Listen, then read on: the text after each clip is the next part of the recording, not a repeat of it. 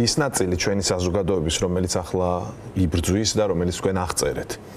და ის ნაწილი, რომელიც ჩემი აზრით და რა ვიცი, კვლევებით და ყველაფრით არის უმცირესობაში, სინამდვილეში, მაგრამ ქართული ოცნება მიიჩნევს მათ თავის მომხრეებს და როგორც თავის დასაყრდენს ისე უყურებს, ვინც აი იმ კომენტარებს წერს, სტროლებისა და ბოტების მიღმა, ნამდვილად წერს, ნამდვილად ლაპარაკობს ამას სადღაც სოციალურ სივრცეში. შეგიძლიათ გაგვიზიაროთ თქვენი დაკვირვება, აი ჩვენი საზოგადოების აი ამ ორი ნაწილის ურთიერთქმედება როგორია?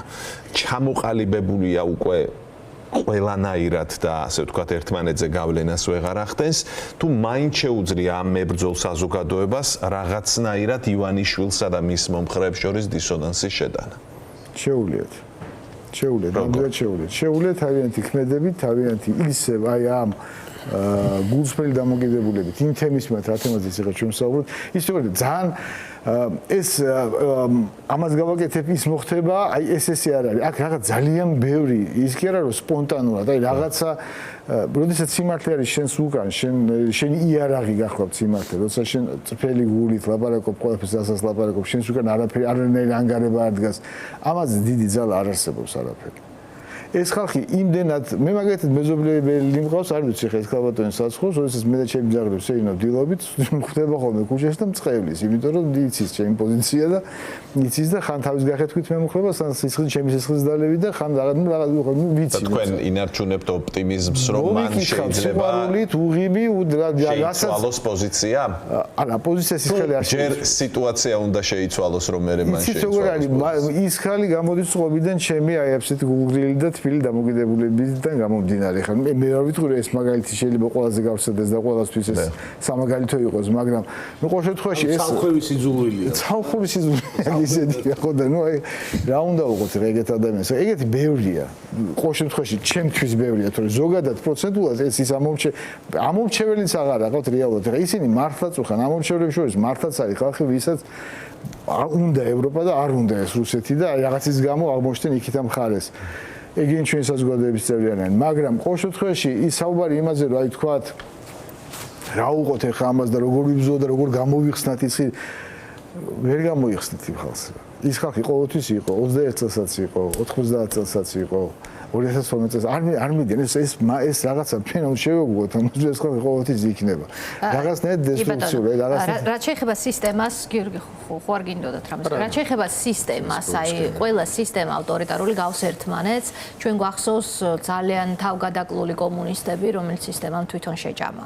რას ვადევნებთ ახლა ჩვენ თვალყურს ოცნების კარზე, ყველა ავტორიტარულ რეჟიმს უდგება ხოლმე საკუთარი, ასე ვთქვათ, ყოფილი მსახურების გამოცვლის ეტაპი, მერე ახალი მსახურების პოვნის ეტაპი და საბოლოო ჯამში იმასაც ჭამს მერე სისტემა. მე მაინც ეს მგონია, რომ აი რაღაცა ორ ნაწილს გამოვყოფთი ამ თქვენი კითხვიდან. ერთი არის ის, რასაც ჩვენ ახლა უყურებთ, რომ ერთმანეთს როგორ დაერიან, ეს მოსაოდნელი იყო და თავიდანაც ვიცოდით, რომ ეს ესე მოხდებოდა და მეორე ამბავი არის ის, რისთვის იყო ეს ხალხი მოსული. აი რისთვის მოვიდნენ და რას აკეთებენ და ხა ისთვისაც ესენი იყვნენ მოსული, ამაში ეს ამათი გარჩევები არ შედის. მათ რაღაცა აქვთ გასაკეთებელი, ქონდათ გასაკეთებელი, აკეთებდნენ და კიდე აქვთ გასაკეთებელი. ანუ ის დავალება რაც მიიღეს რუსეთიდან, თქვა, ხო? ეხა ეს ამბავი ერთია, რომ აი თქვა, რა მიიღეს, როგორ გააკეთეს და როგორ აკეთებენ ამას და ცუდად აკეთებენ, კარგად საბედნიეროდ ჩვენ მეგონი ცუდად აკეთებენ ძალიან, მაგრამ ის შიდა გარჩევები რაც არის, ეს არის ცალკე შიდა რაღაცა ჯგუფური, მაფიოზური რაღაცნაირი გარჩევა, სადაც ვინ გადარჩება, ვერ გადარჩება, ერთმანეთს დაჭამენ.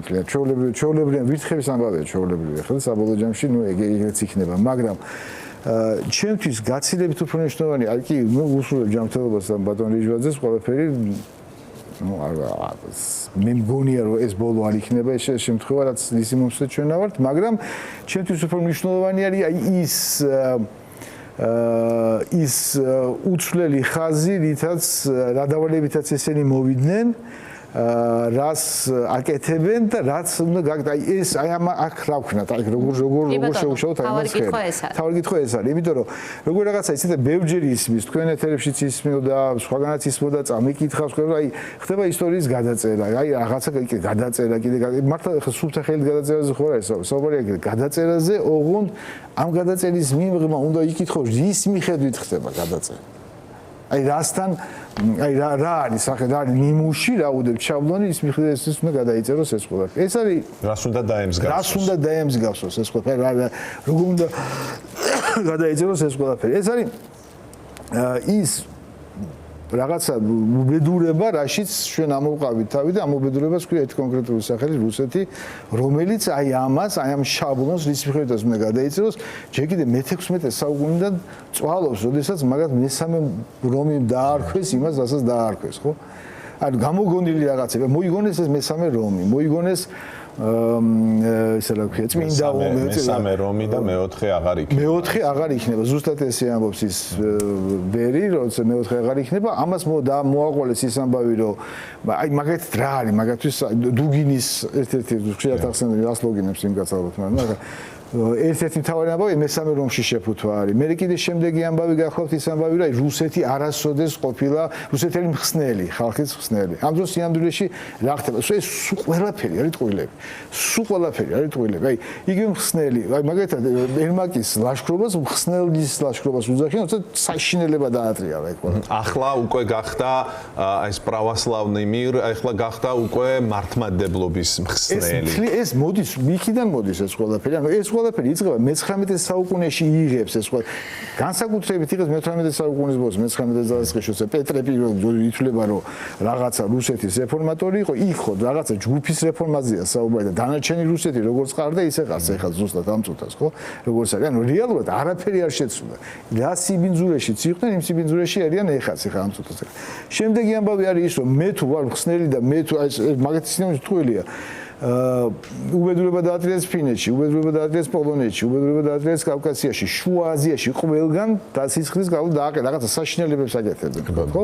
ისინი ამას უძახიან ხსნას, რაღაც ხსნას. ეხლა თქვენ წარმოიდგინეთ, ეხლა ამ შემთხვევაში რაღაცა ქვეყანა, რომელიღაც წელს რუსეთს დაარქმევს ოკუპანტს. რა ინგრევა ხვდებით? აი უზარმაზარი რაღაცა, აი ეს თავისი აწყობილი საუკუნეების განმავლობაში რომას აწყობდნენ, ქვეყანამ დაარქვა ოკუპანტი და რაღაცა მუზეუმს ქვია, ოკუპაციის მუზეუმი, რაღაცა ის რაღაც დეოკუპაციის центრის გახსნაზე დაკითხვაზე დამიბარეს ხსნელი კი არა, იქცა დამხრობლად და ეს რაღაცა სლიანტი ეს ოკუპაციის ცენტრის პირველი დაკითხვის საკითხი იყო ჩემი 2013 რატო გახსენით ეს ვკითხე მე დაიფერე რატო დაიხარჯეთ ამდენი თანხაო დაიხარჯა ამაზე და იქ ხო რა იყო გია თორსლაძე ალპინისტი ეს ვეტერანი ალპინისტები ადიან რაღაცა სიმაღლებზე ადიოდნენ და იქ წერილი ხონდა დატო ტოვებდნენ დროშას და საქართველოს 20% ოკუპირებული ეს იყო წერილი ყველგან აი ეს იყო შინაარსი მთელი აი ამის კი პროპაგანდისტული იყო მე მგონი ძალიან სწორი მესიჯი იყო ძალიან საინტერესო იყო ეს ყველაფერი და კიდე საერთაშორისო გახმოვანების მხრივაც ძალიან სწორი ნაბიჯი იყო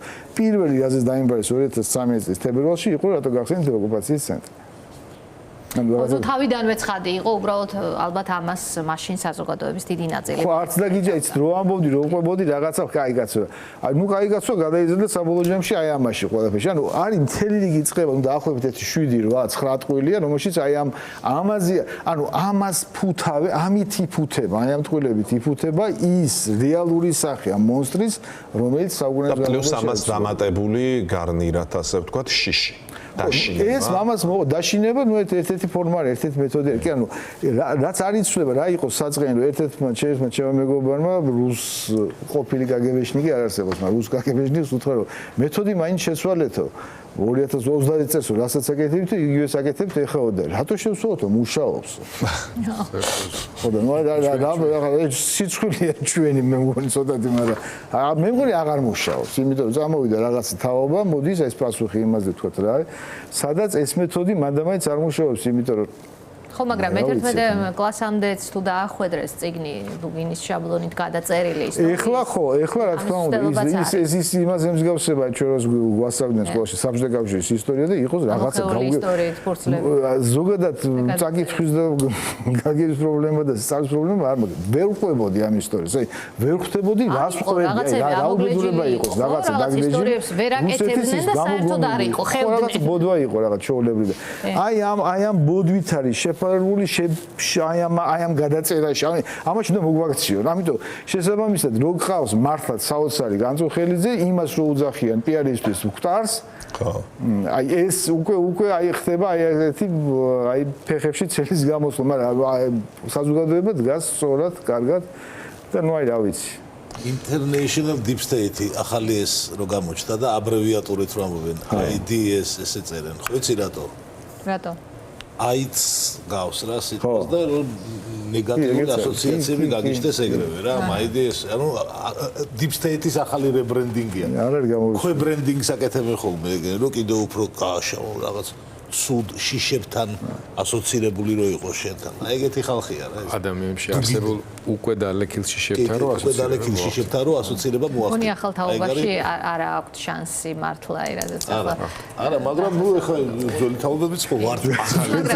ძველი თაობა ღერო. და სამარგულიანი აჩვენებს აგერ რომ ძველი თაობაც ძალიან გულიც გვიძგერს. ყველაზე აქტიურად შეიძლება იბრძოდეს მისი ყველაზე უფრო პოლიციის ავტორიტეტზე ეს ხალხი უფრო ზრუნავს ვიდრე თვითონ პოლიციელები და ნუ რაღაცა საგიჟეში ცხოვრობს.